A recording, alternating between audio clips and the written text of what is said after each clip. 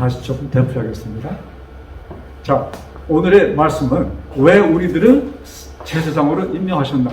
그것이 베드로전서 2장 9절 10절에 있는 말씀. 너희는 택하신 족속이요 왕같은 제사장들이요 거룩한 나라요 그의 소유된 백성이니 이는 너희를 어두운 데서 불러내요 그의 기이한 빛에 들어가게 하신 자의 아름다운 덕을 선전하게 하려 하십니다. 너희가 전에는 백성이 아니더니 이제는 하나님의 백성이요 전에는 국류를 얻지 못하였더니 이제는 국류를 얻는 자니라. 이제는 자비를 얻은 자니라. 이 말씀입니다. 자, 성경에 이 말씀은 사도 바울이 특별히 너희가 전에는 아니었다는 말씀은 우리 거의 모든 믿는 사람들이 지금 예수님의 그 복음을 받아들인 사람들이 사실은 유대인들로부터 시작하였지만 그러나 이 복음은 온 세상으로 확산되어서 그들이 멸시하던 이방인들에게 전하여지기 시작하였고 그래야 이 말씀 주신 것입니다. 너희가 전에는 내 백성이 아니었어. 그래서 우리 한국 사람들 한국의 복음에 들어간 지가 한 150년? 예, 그 전에 사람들 어떻게 하나님께서 그 사람들을 사람들에 대하여 취급하실지 우리는 그것은 숙제입니다. 그러나 우리가 복음을 받은 후에 우리의 상태는 뭐예요? 나와 하나님과의 그 관계는 분명한 것입니다. 전에는 너희들이 아니었어. 그러나 이제는 뭐예요? 국률함을 입은 자다. 자비로움을 받은 자다. 그러시면서 그 전에 뭐예요? 왕같은 제사장. 오늘의 말씀의 포인트는 왜 하나님께서 우리들을 제사장으로 부르셨나? 여러분, 왕같은 거기까지 이해가 되죠? 왜? 우리 사람들도, 특별히 한국 사람들, 프랑스 사람도 마찬가지예요. 이쁜 딸이 있으면 뭐라고 얘기합니까? 공주라고, 네? 프린세지냐 이렇게 얘기하잖아요. 그리고 특별히 한국 사람들은 자기 딸을 공주라고 부르는 사람 많지 않은데 아들을 왕자라고 하는 사람은 많아. 한국 사람들은 아들에 대한 욕심이 있어서 왕이다, 장군이다 이런 표현을 씁니다. 그래서 여기까지는 우리가 이해할 수 있는데 그러면 제사장이라는 표현을 쓰신 이유가 무엇일까? 좀 생각해 봅시다. 비슷한 말씀이 요한계시록 1장 5절 6절에도 있습니다. 요한계시록 1장 5절 6절. 요한계시록 1장 5절 6절입니다. 자, 제가 읽어드릴게요. 또 충성된 증인으로 죽은 자들 가운데서 먼저 나시고 땅의 임금들이 머리가 되신 예수 그리스도로 말미암아 은혜와 평강이 너에게 있기를 원하노라. 우리를 사랑하사 그의 피로 우리 죄에서 우리를 해방하시고 그 아버지 하나님을 위하여 우리를 나라와 제사장으로 삼으신 그에게 영광과 능력이 세세토록 있기를 원하노라. 자, 우리가 왕같은 제사장이 된 것은 무엇을 통하여? 그리스도의 피를 통하여 이루어진 것이다. 그래서 예수님을 만난, 자, 그런데, 자, 여기 좀 생각합시다. 예수님께서 언제 우리들 위하여 피를 흘리셨어요? 언제? 예, 십자가. 근데 그것이 언제예요? 2000년 전입니다. 2000년 전인데 2000년 전에 흘리신 그 피가 누구를 정결했어요? 2000년 후에 태어난 우리들을 정결해 주셨다. 여러분, 여기에 여러분 깊은 생각을 하셔야 돼. 그러면 내가 태어났을 때, 제가 이 말씀 여러 번 반복합니다. 여러분 완전히 이 뭡니까? 이 뼈 속에 이 말씀, 이것이, 이 개념이 모르게 들어가 됩니다. 내가 태어났을 때 예수님은 뭘 했어요? 내가 지을 모든 죄까지 어떻게 하셨다? 용서해 주셨다. 이렇게 얘기할 수 있어요? 있어요, 없어요? 있어요. 나의 죄는, 예수님께서 인류의 죄를 도말하신 것은 언제예요? 과거입니다. 2000년 전에. 그러니까 우리가 태어났을 때 우리는 무엇으로 태어난 거예요? 의인으로 태어났다는 것입니다. 그래서 우리를 왕 같은 제사장이다. 그런데 문제는 내가 그것을 몰랐었다는 얘기입니다. 근데 하나님의 은혜로, 성령 하나님의 역사로 내가 누굴 만났어요? 내가 누군가를 만나니까 그분께서 나에게 무슨 말씀 주시는 거예요? 너는 뭐다? 거룩한 백성이다. 너는 왕 같은 제사장이다. 이런 말씀을 우리에게 주셨다 이것입니다. 자, 우리가 이것을 깨달을 때 감사합니까? 예, 그전에는 고통스러운, 아유 이 세상 죽고 싶다 뭐하고, 특별히 한국 사람들 얼마나 이 땅에 확 죽어버리면 얼마나 이런 소리 많이 합니까? 여러분, 여러분들의 자녀가 그런 얘기를 여러분 앞에서 한다면 여러분들의 마음 어떨까요? 예? 기가 막힌 일이죠. 그래서 여러분들 그냥 특별히 여성분들 그냥 뭐 생각도 안 하고 말하지. 그냥 여러분, 성경에 너희들이 말한 대로 될 것이라는 말씀 기억하세요? 우리는 한마디 한마디에 신중을 가해서 우리가 얘기를 해야 됩니다. 아예 그냥 버거리가 되든지. 그래서 한마디 한마디가 하나님께서는 왜 우리가 하는 얘기를 듣습니다. 하나님도 들으시지만 누구도 들어요? 마귀도 듣습니다. 마귀가 이 사람 죽기를 원해. 근데 하나님 왜 자꾸만 일을 도와줍니까? 한참 하다 보면 하나님께서 핑계거리가 없으시죠. 어떻게 더 이상 할 수 없는 때까지 온다 이것입니다. 그래서 우리는 뭐예요? 항상 마음속으로, 성경에 뭐예요? 항상 뭐하라? 기뻐하라. 그 다음에 뭐예요? 쉬지 말고 기도하라. 이 말씀, 사도 바울이 쓴 말씀 그냥 괜히 쓰고 싶어서 쓴 말씀이 아닙니다. 항상 기뻐하라. 왜? 여러분, 기분 좋을 때 기뻐하는 거 누구나 다 합니다. 근데 이 세상 사는 동안 특별히 우리가 진리 안에서 하나님의 말씀 안에서 살고자 하는 사람들의 삶 속에 이 세상은 우리에게 기쁨을 줍니까? 방해하는 것 조건이 너무나 많습니다. 그 상황에서 너희는 뭐하라? 기뻐하라. 우리가 그러면 그 상황에서 어떻게 기뻐할 수 있는가? 무엇을 통해서? 말씀을 통해서. 내가 어떠한 환경이 있다 할지라도 나는 무엇이다? 택한 백성, 왕 같은 제사장이다. 이 말씀을 항상 명심하면서 기뻐하시기 바랍니다. 아멘. 거기에 대해서 우리가 감사하고 또 기도드리기 바랍니다. 아멘. 자, 아담이 선악과를 먹었을 때 하나님께서는 그냥 우리 폴쪽에서 이미지하다면 그냥 그 순간 오셨습니다. 그래서 일단 뭐 해야 돼요? 이제 죽어가는 아담의 생명을 유지시켜야 됩니다. 그 다음에 뭐예요?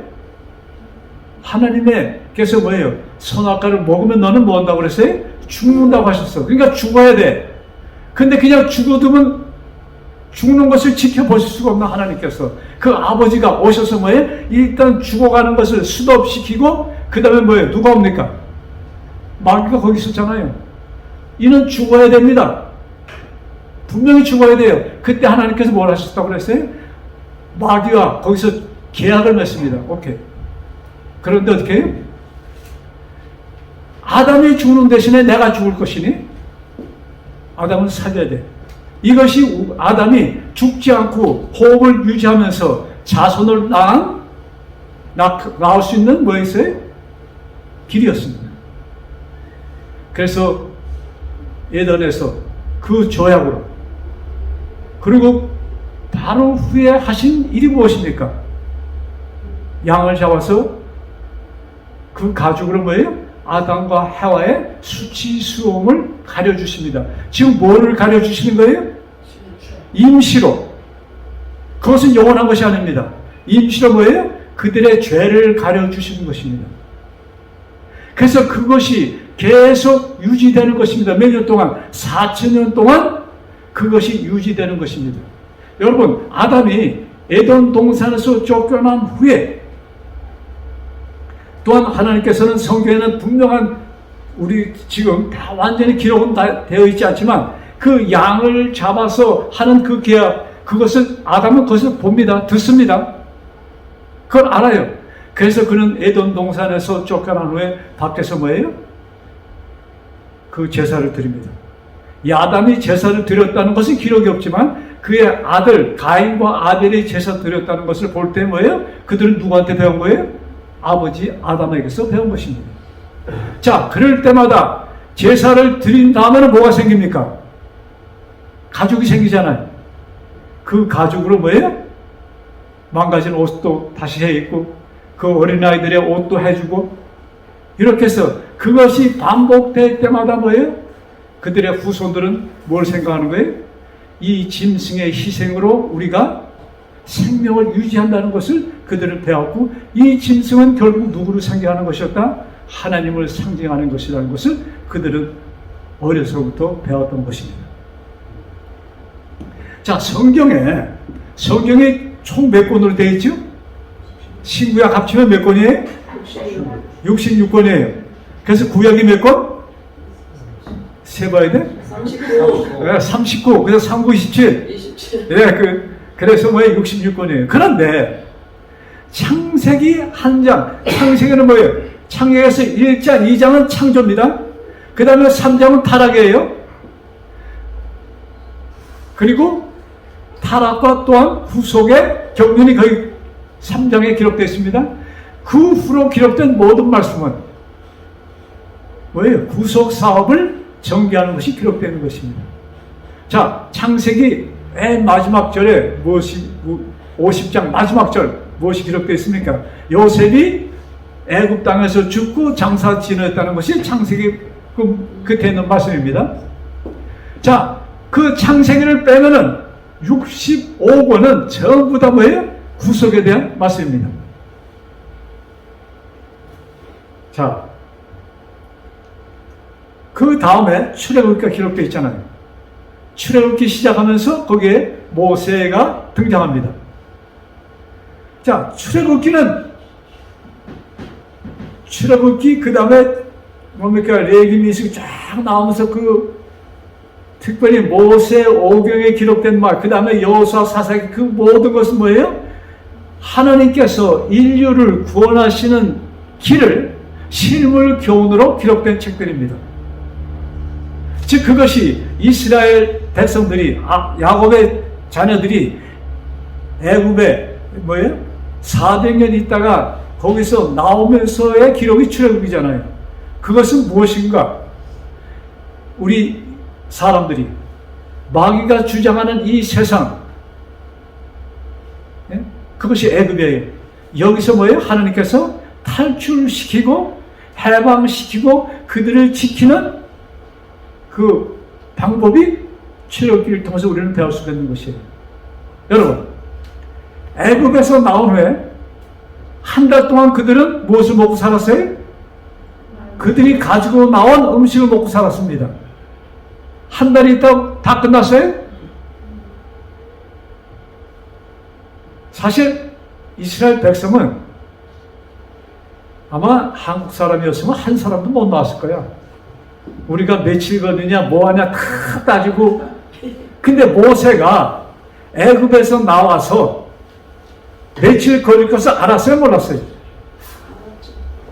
며칠 것을 알았어요? 몇 년 후에 우리가 가나안에 들어갈 것을 알았어요? 몰랐어요? 아무도 몰랐어. 모세에게 얘기 안 했습니다. 사실 오리지널 프로젝트는 어쩌면 40년이 아닌지도 몰라. 그런데 우리 거기 역사에 출애굽에 보면은 그들이 40년이라는 세월을 지나게 되잖아요. 자, 어쨌든 한 달이 지나니까 갖고 온 그 보따리 속에 집어넣었던 고기고 곡식이고 다 떨어졌어. 그 다음에 어떻게 그들이 먹습니까? 무엇으로 먹습니까? 무엇으로 살아요? 좀 시원하게 좀 대답을 해요. 만나를 먹고 살아. 자, 물이 없었어. 물이 어디서 나왔어요? 물이 바위에서 나옵니다. 그러니까 이스라엘 백성이 애굽에서 탈출하여 나온 후에 그들의 삶은 무엇으로만 유지된 것이에요? 만나가 이 집사님, 하늘에서 먹을 것 만나가 이렇게 내려오는 것이 정상이에요? 하나님 정상이지. 기적 아니에요? 기적 중에 기적이에요. 바위에서, 사막에 바위에서 물이 터져 나와서 200만 명이나 되는 사람들 먹인다는 것이 정상적으로 일어나는 일입니까? 완전히 기적 속에서 일어나는 사건이잖아요.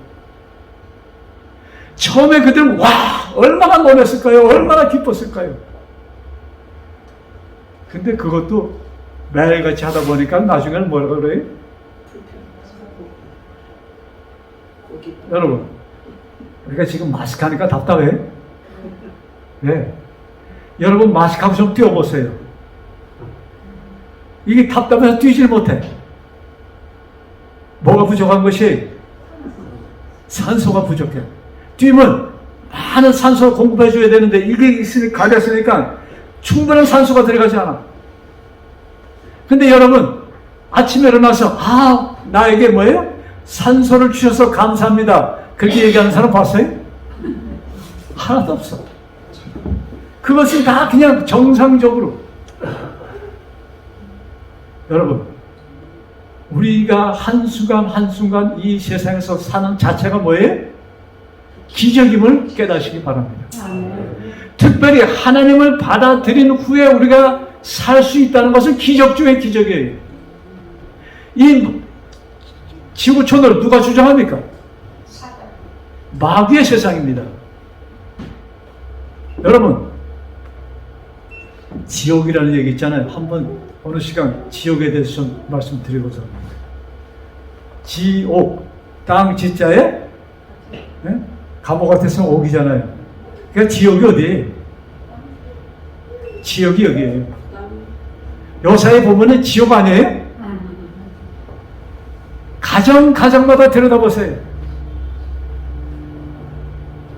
그냥 그 가정은 아무 문제 없다고 100% 하는 가정 봤어요? 감춰진 것 뿐이지 고통은 다 있어. 여러분, 왜? 마귀가 주장하는 세상에 우리가 살고 있습니다. 그렇기 때문에 마귀가 세상하는 그 자기 주거 안에 있다가 하나가 딴 손이 치면은 예수님을 만나서 나가면 마귀는 어떻게 합니까? 집중적으로 그를 공격합니다. 그래서 모든 상황이 나쁘게 만들어서 뭐예요? 누굴 포기하도록? 하나님을 포기하도록 만드는 것이 마귀입니다. 그래서 우리는 쉬지 말고 뭐 해야 돼요? 기도를 해야 돼요. 그냥 가만히 있는데 막 하나님이 도와주시면 마귀가 어떻게 해요? 항의를 합니다. 왜 저 사람 아무 얘기도 안 하는데 하나님 계속 도와주세요. 그러면 하나님이 할 말이 없어. 그래서 하나님께서 우리를 디펜드 할 수 있는, 우리를 지켜줄 수 있는 뭐예요? 그것을 우리가 해야 돼, 좀. 그 가운데 하나가 뭐예요? 쉬지 말고 기도하라. 항상 기뻐하라. 이것이 뭐예요? 우리가 하나님의 보호를 받을 수 있는 영역 안에 들어와 있는 것들입니다. 자, 여러분, 이스라엘이 홍해에서 나와서 한 달 후에 만나가 내리기 시작했고, 그리고 한 보름 더 있다가 그들이 걸어갑니다. 그래서 시내산에 도착하는 것은 홍해를 건넌 후에 한 45일 후에 시내산에 도착합니다. 자, 시내산에서 무슨 일이 있었습니까? 시내산에서 하나님께서 거기에서 이스라엘에게 이제 시내산에서 천막을 칩니다. 그 주변에. 그리고 하나님께서 거기에서 이스라엘 백성에게 말씀하시기 시작합니다. 그것이 출애굽기에 15장 후 20장 거기 다 기록된, 그 다음에 레위기 있는 모든 것이 하나님께서 그들에게 주신 말씀이 기록되어 있는 것입니다. 자, 그래서 모세가 거기에서 뭘 받아요? 40일 동안 시내산에 올라갔다 내려올 때 빈손으로 내려왔어요? 증거판을 가져옵니다. 하나님께서 뭐예요? 이스라엘 백성을 내가 너희들을 어떻게 할 것이다? 구원해 주실 것이다. 너희들에게 뭐예요? 축복해 주실 것이다. 이런 언약, 증거판을 모세가 갖고 내려옵니다. 그것을 첫 번째 언약, 옛 언약이라고 우리는 얘기합니다. 그 옛 언약은 언제까지? 그 옛 언약은 언제까지예요? 예수님의 십자가까지 그 언약이 옛 언약이라고 우리는 볼 수 있는 것이에요. 자, 우리 예레미야 31장 31절 구약성경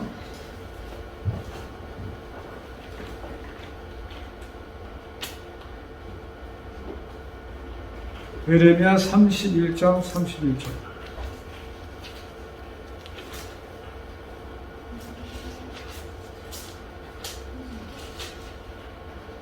뒤에 좀 안 돼요? 성경 말씀 예레미야 31장 30. 자, 31절입니다. 자, 같이 읽읍시다. 시작. 나 여호와가 말하노라. 보라, 날이 이르리니 내가 이스라엘 집과 유다 집에 새 언약을 세우리라. 에레미야 선지자가, 이 에레미야 선지자는 유다 나라가 망한 때 뭐예요? 이제 포로로 잡혀가면서 그때 사건입니다. 근데 뭐예요? 나 여호와가 말하노라. 보라, 날이 이르니 내가 이스라엘 집과 유다 집에 새 언약을 세우리라. 사실 이후에 그 이스라엘이 망한 후에 유다 나라는 다시 회복이 안 됩니다. 그게 희지부지하게 좀 있다가 완전히 사라지는 나라가 됩니다. 근데 하나님께서 뭐예요? 보라, 날이 이르니 내가 이스라엘 집과 유다 집에 새 언약을 세우리라. 그 다음에 33절 시작. 나 여호와가 말하노라. 그러나 그날 후에 내가 이스라엘 집에 세울 언약은 이러하니 곧 내가 나의 법을 그들의 속에 두며 그 마음에 기록하여 나는 그들의 하나님이 되고 그들은 내 백성이 될 것이다. 이제 이스라엘 나라는 다시 소생을 하지 못하는데 이스라엘에게 약속하는 거예요. 그 이스라엘은 누굽니까? 영적 이스라엘, 복음을 받아들일 이스라엘을 지금 미리 예언하신 것입니다. 예레미야 선지자는 구약 성경이잖아요. 자, 그러면 이 말씀이 신약 히브리서에 기록되어 있습니다. 히브리 8장 10절.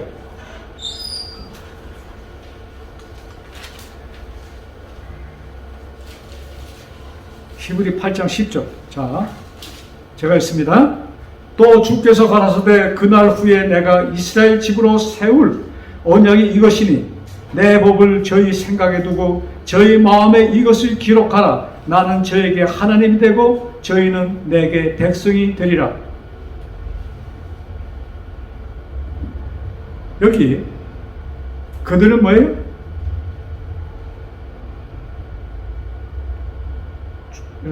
그날 후에 내가 이스라엘 집으로 세울 언약이 이것이니.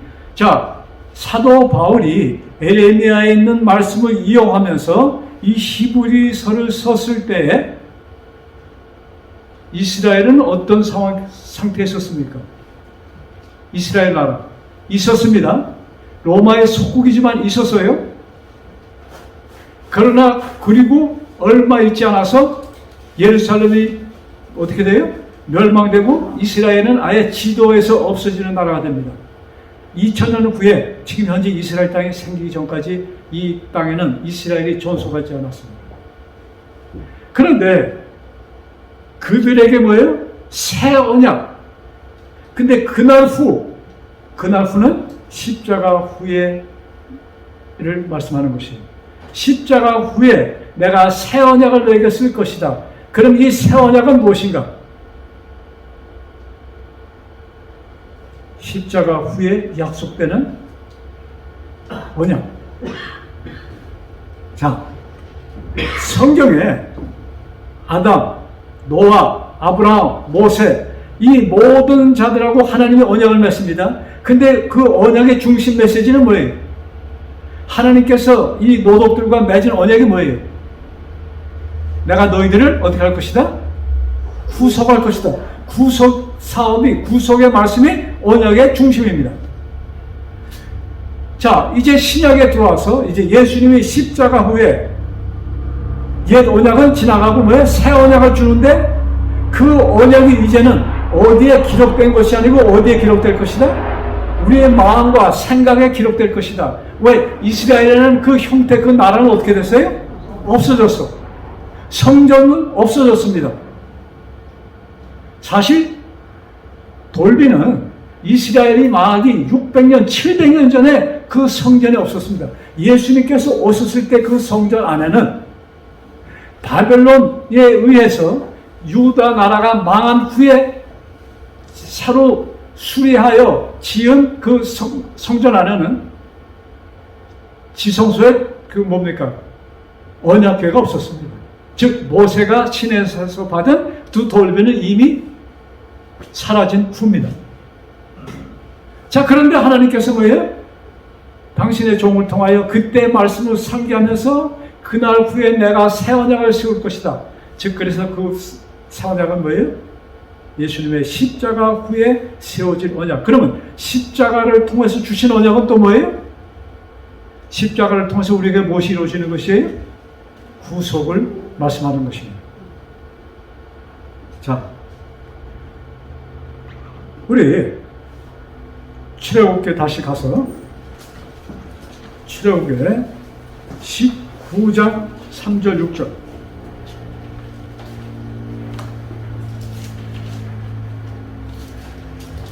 자, 제가 읽겠습니다. 모세가 하나님 앞에 올라가니 여호와께서 산에서 그를 불러 가라사대 너는 이같이 야곱 족속에게 이루고 이스라엘 자손에게 고하라. 그 다음 나의 애굽 사람에게 어떻게 행하였음과 내가 애굽 사람에게 어떻게 행한 것과 내가 어떻게 독수리 날개로 너희를 업어 내게로 인도하였음을 너희가 보았느니라. 세계가 다 내게 속하였나니 너희가 내 말을 잘 듣고 내 언약을 지키면 너희는 열국 중에서 내 소유가 되겠고 너희가 내게 대하여 제사장 나라가 되며 거룩한 백성이 되리라. 그런데 5절에 잘 보세요. 세계가 다 내게 속하였나니 너희가 내 말을 잘 듣고 내 언약을 지키면. 자, 이 말씀들이 참 우리가 깊이 눈여겨볼 말씀이에요. 어쩌면 내가 하나님의 백성이 되는 것이 내가 언약을 지킬 때 되는 것처럼 이렇게 볼 수가 있어요. 전부 다 그렇게 듣습니다. 그런데 그러면 내가 하나님의 말씀을 지킬 때만 내가 하나님의 백성이 되는가? 그렇지 않으면 이미 하나님의 백성이기에 내가 그 말씀을 지키는가? 차이가 있어요, 없어요? 하나님께서는 우리들을 언제 당신의 백성으로 삼으셨습니까? 언제? 내가 태어나기도 전에 우리를 당신의 백성으로 삼으셨음을 깨달으셔야 됩니다. 자, 그러면 여기에 내 언약을 지키면, 그래서 우리 지킨다는 말씀에 여러분들이 굉장히 좀 아대한 상황에서 좀 보셔야 돼요. 이 지킨다는 말씀이 무엇인가? 이스라엘 백성들이 지금까지 그 말씀을 지키고 있습니다. 아시겠어요? 이 동네 유대인들 있잖아요. 그들 지금까지 뭘 지켜요? 하나님의 계명을 지킵니다. 뭐 다는 아니에요. 그 안에 오르토독스 그 사람들은, 여기 특별히 까만 옷 입고 다니는 사람들은 철저하게 계명을 지키는 사람들이에요. 자, 여러분 창세기 22장 1절과 이제 성경 찾지 않겠습니다. 하나님께서 아브라함을 부르시면서 내 아들을 어떻게 하라고 얘기합니까? 이삭이 20살 되었을 때, 아브라함은 나이 120살 되었을 때 내 아들을 어떻게 하라? 나에게 제물로 바치라고 합니다. 근데 그것을 하나님께서 아브라함을 시험하셨다고 기록되어 있습니다. 시험한다는 것은 뭐예요? 야가 내 말을 듣는가 안 듣는가 그것을 알아보시겠다는 거 아니에요?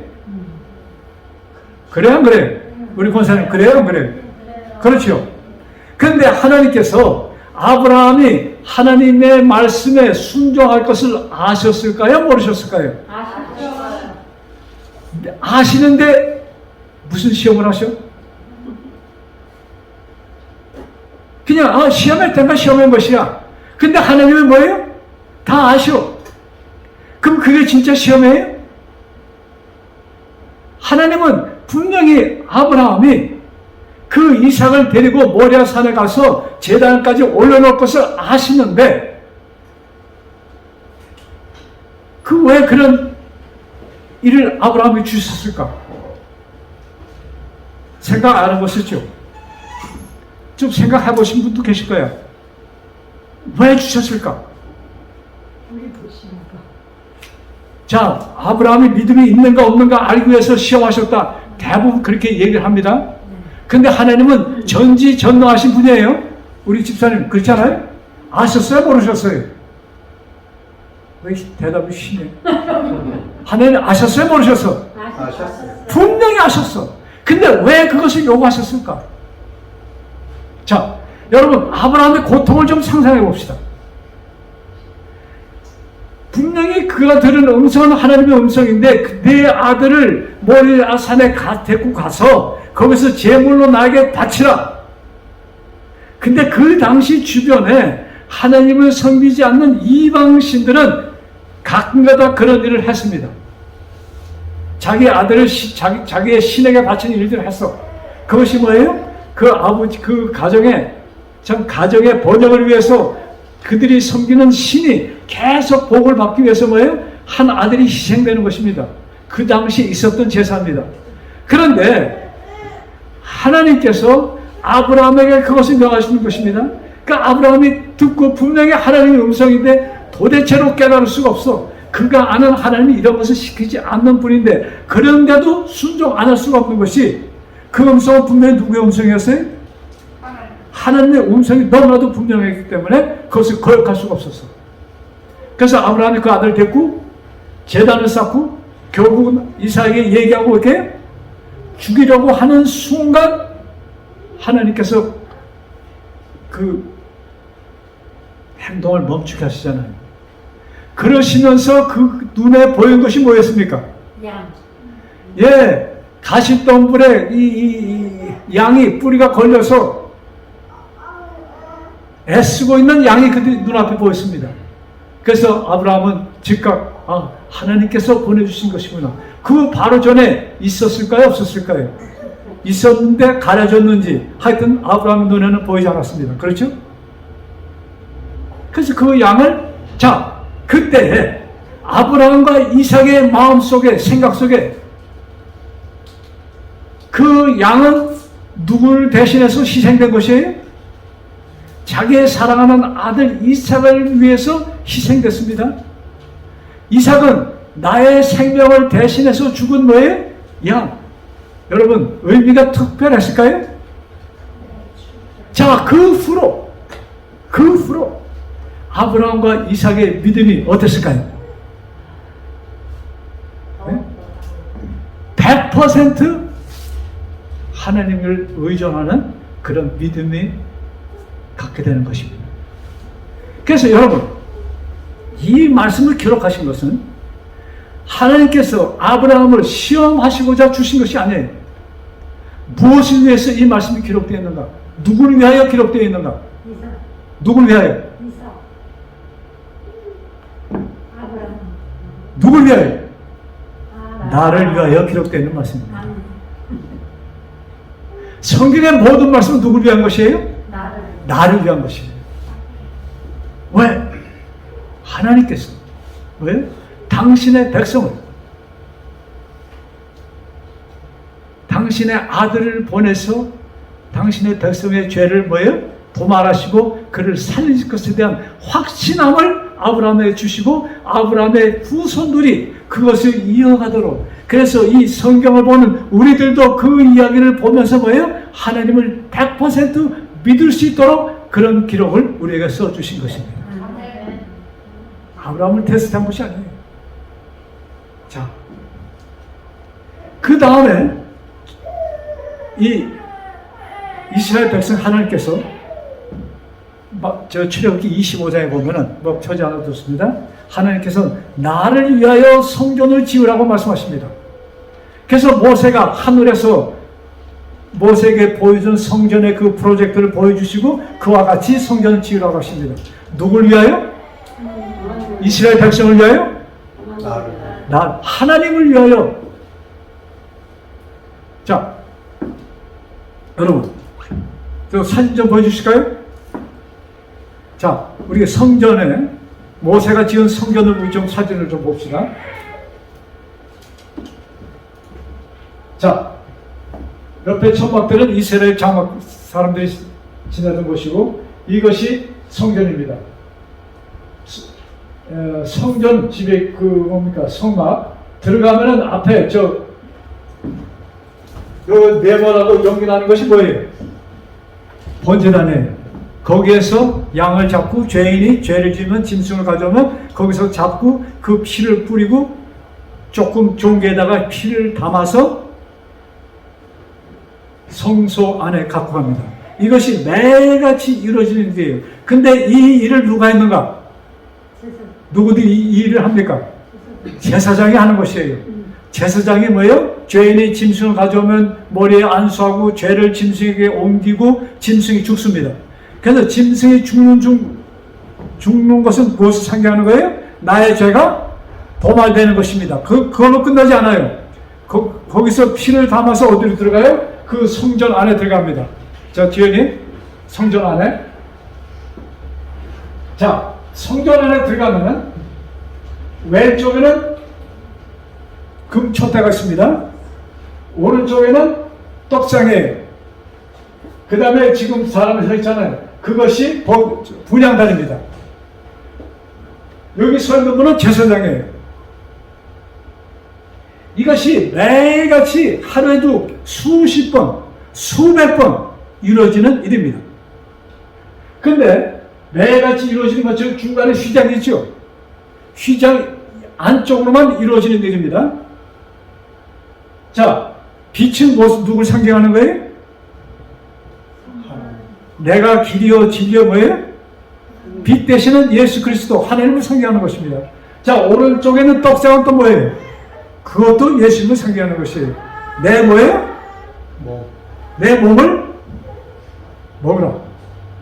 즉 이것은 또 뭐냐? 내가 너희들을 뭐예요? 캄캄한 세상에서 인도하는 빛이요. 또한 내가 너희들을 먹여주는 만나요. 그 다음에 우리들이 기도를 뭐야? 저 분향단은 우리들의 기도가 하늘로 올라가는 것을 상징하는 것입니다. 이것이 매일같이. 자, 그 피를 담아서 어디에 뿌리는 것? 저기 휘장 있잖아요. 휘장에다 뿌리는 것입니다. 그러면 그것은 제사장이 하는 거예요. 그런데 1년에 한 번 무슨 날? 속죄일. 1년 동안 364일 동안 매일같이 여기서 이 제사 봉사가 이루어지고 그것도 수십 번, 수백 번. 그 다음에 1년 한 번은 왜 누구만이 저 안에, 휘장 안에 들어갈 수 있는가? 대제사장만이 들어갈 수 있는 것입니다.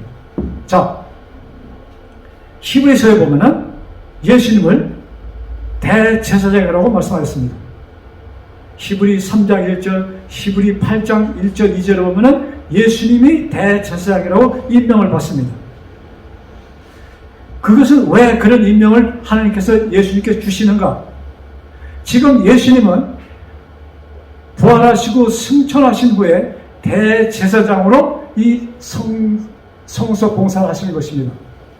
즉 지성소 안에는 무엇을 상징하는가? 하나님의 보호자를 상징하는 것입니다. 여러분 저기 천사가 있고 거기 저 법궤 있잖아요.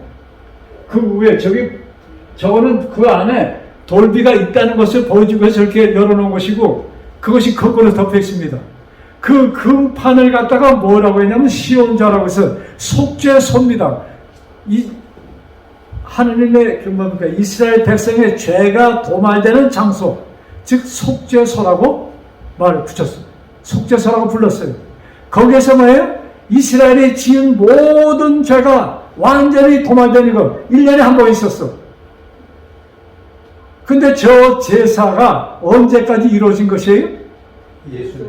예수님의 십자가에서 예수님께서 다 이루셨다는 말씀하시고 숨이 거둬지는 순간 성소 안에는 무슨 일이 있었다고 그랬어요? 마태복음 27장에 휘장이 위에서부터 아래까지 갈라져서 두 쪽이 나왔다. 그러니까 전에는 두 칸이었는데 예수님의 십자가 후에 무슨 일이 생겼어요? 한 칸뿐이 안 됐어. 그러니까 누구든지 성소에 들어가면은 보통 제사장들이 들어가면은 무엇을 누구와 만나는 것이 되는 거예요? 하나님과 직접 대면하는 상황에 이런 것입니다. 이래서 예수님께서 뭐예요? 대제사장으로 오셨고, 그래서 완전한 속죄를 이루시고 뭐예요? 이제 우리를 뭐로 부르셨다고 그랬어요? 아까 베드로전서 2장 뭐라고 그랬어요? 우리는 왕 같은 제사장이다. 우리가 제사장이 아니면 성전에 들어갈 수 있어요? 이스라엘 왕도 다윗도 사울도 저 성소 안에 들어가지 못합니다. 누구만이 들어가는 것이에요? 제사장만이 들어가는 것이야. 그래서 우리들을 뭐라고 부르신 거예요? 제사장이라고 부르신 것입니다.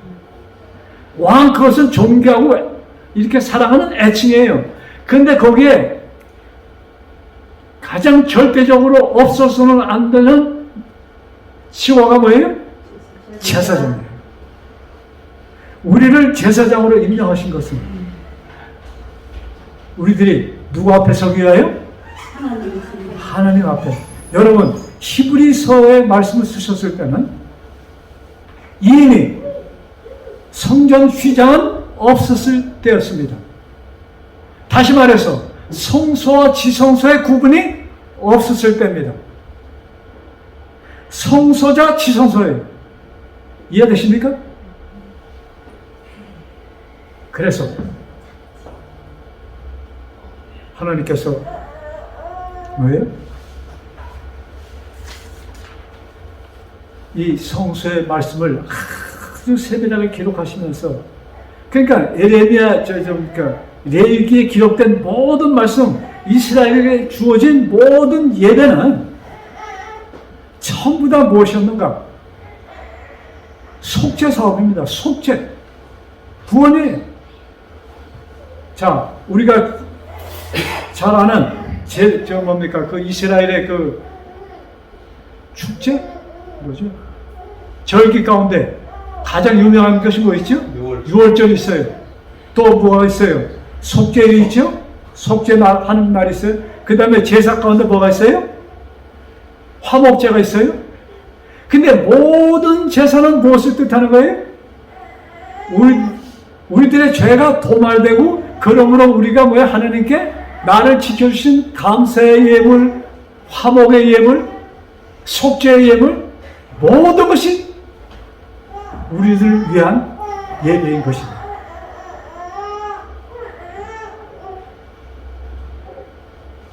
자, 우리 히브리서 10장